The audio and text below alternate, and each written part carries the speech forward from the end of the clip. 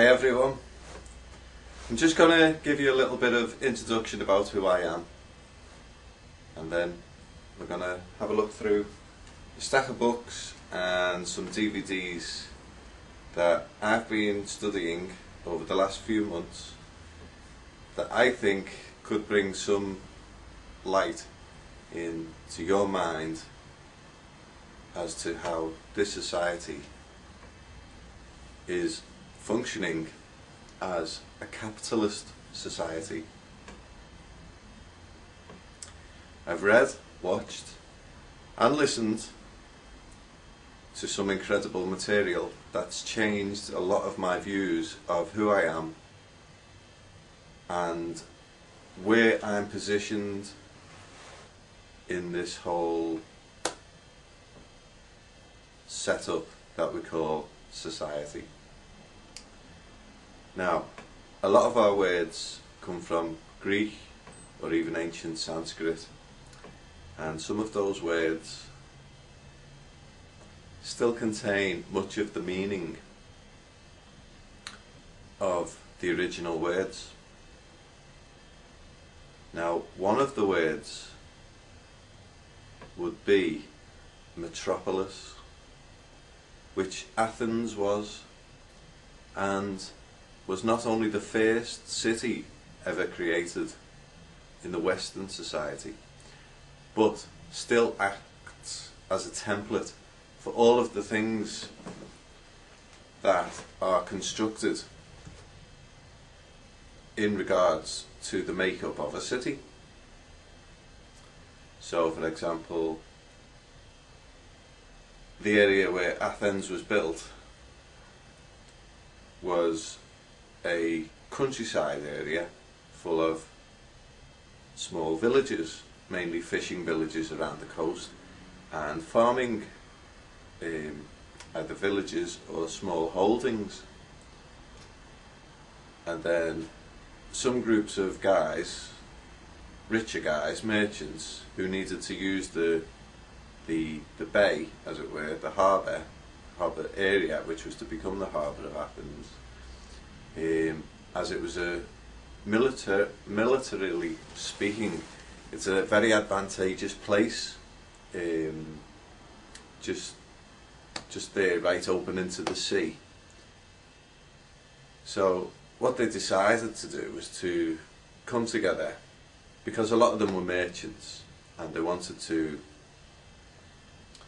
have a means to get merchandise out quickly to, a lot of the surrounding countries that were inaccessible either by unfriendly countries or mountainous ranges, so geographical problems.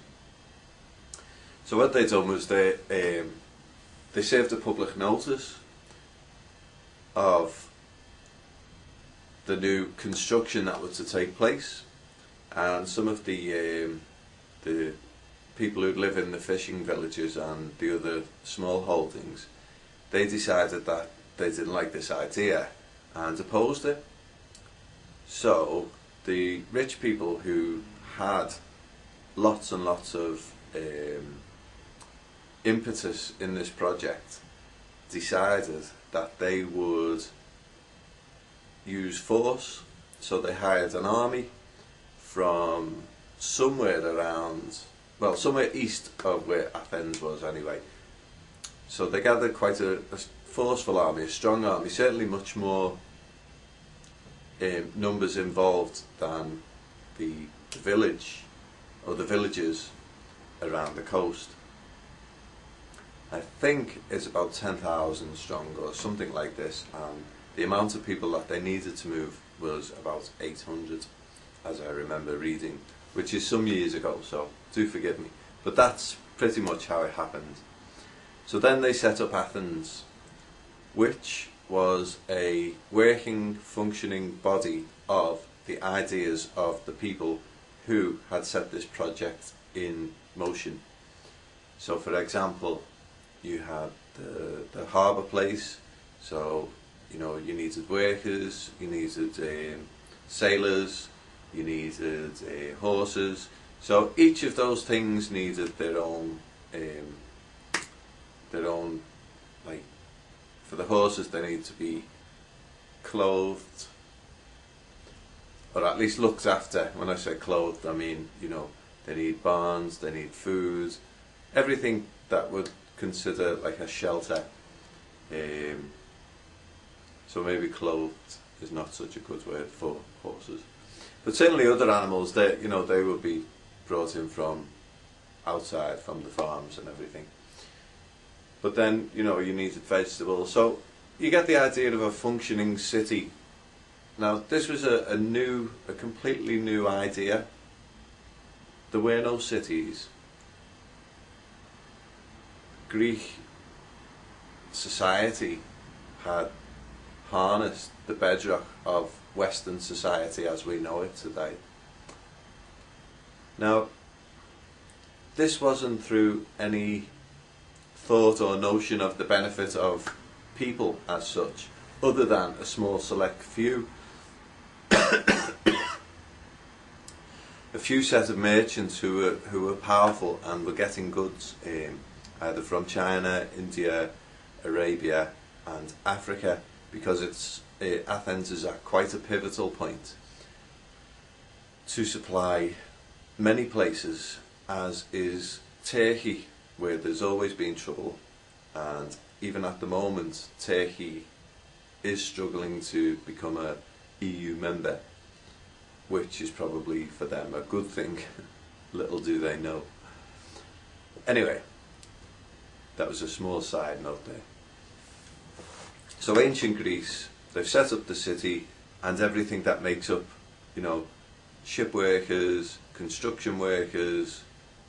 So of the 800 original people who lived there, and the people who were killed by the armies, they were either killed or turned into slaves to work on the project.